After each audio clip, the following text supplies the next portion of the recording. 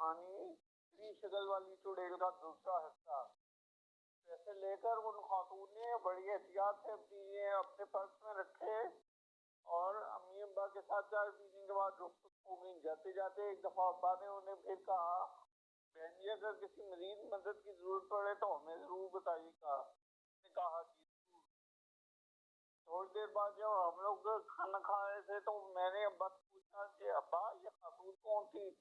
آج سے پہلے تو ہم نے آپ کو کسی مہمان کی اتنی مدد کرتے نہیں دیکھا۔ ابا نے کہا تم کہتے ہو بیٹا، یہ اصل میں میری بہت خاص تھی۔ میں حیرانی سے ابا کی طرف دیکھا، ابا خاص؟ ابا نے کہا ہاں بیٹا، یہ میرے بچپن کے دوست سمیع اللہ کی بیوہ تھی۔ بیٹا سمیع اللہ میرا بچپن کا دوست تھا، ہم لوگوں نے میٹرک تک ایک ساتھ ہی ایک اسکول سے پڑھا۔ یہ کہتے ہوئے ابا کی آنکھیں رد گئی۔ ابا تھوڑے توقف کے بعد مزید بولے، بیٹا سمیع اللہ اور میں نے اکٹھے محکمہ پولیس میں اپلائی کیا اور خوشی سے ہمارا ملازمت مل گئی۔ ملازمت کے بعد ہماری پہلی تبدیلی بھی اتفاق سے ایک ہی جگہ ہو گئی۔ ہم لوگ گھر والوں کو خدا حافظ کہہ کر ایک دن ٹرین کے ذریعے مطلوبہ جگہ پر پہنچے جہاں ہمارا تبادلہ ہوا تھا۔ وہاں پہنچ کر ہم نے دیکھا کہ جس جگہ ہماری یہ ڈیوٹی ہے وہ جگہ شہر سے ذرا ہٹ کر ایک پہاڑی علاقے میں ہے جہاں خال خالی کو مکان ہے، زیادہ تر علاقہ جنگل اور ویران ہے۔ ایک رات میں اور سمیع اللہ ڈیوٹی دے رہے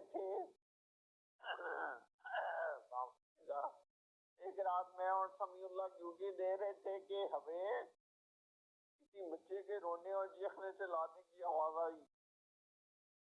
ہم دونوں اس جانب چل دیے جہاں سے بچے کے رونے کی آوازیں آ رہی۔ تو ہمیں جا کر دیکھا کہ ایک تری شکل والی چڑیل اپنے غلیظ دانتوں میں ایک بچے کو چبا رہی ہے۔ بچہ سخت خونخوار کر رہا ہے۔ میں نے اور سمیع اللہ نے دیکھا نہ تو اپنی بندوق اس پر سیدھی کی اور اپنی بندوق میں جتنی گولیاں تھی سب اس پر فائر کر دی، لیکن اس سے کچھ اثر نہ ہوا۔ اس کا جسم گویا لوہے کا بنا ہوا تھا۔ اس نے بھی ہمیں دیکھا۔ اس نے اپنا ہاتھ لمبا کیا اور سمیع اللہ کو اپنے مضبوط ہاتھ کے شکنجے میں لے لیا۔ سمیع اللہ ایسے درد سے تڑپ رہا تھا کہ گویا وہ لوہے کسی شکنجے میں آ گیا ہو۔ میں بدحواس ہو گیا اور بے ہوش ہو گیا اور مجھے کچھ یاد نہ رہا کہ میں کہاں ہوں۔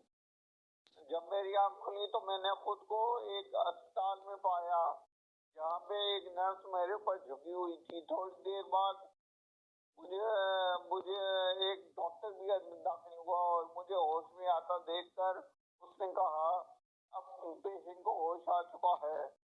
یہ کہہ کر وہ دونوں باہر چلے گئے۔ تھوڑی دیر بعد دروازہ کھلا اور باہر سے 2 پولیس کانسٹیبل داخل ہوئے اور میرا بیان لیا۔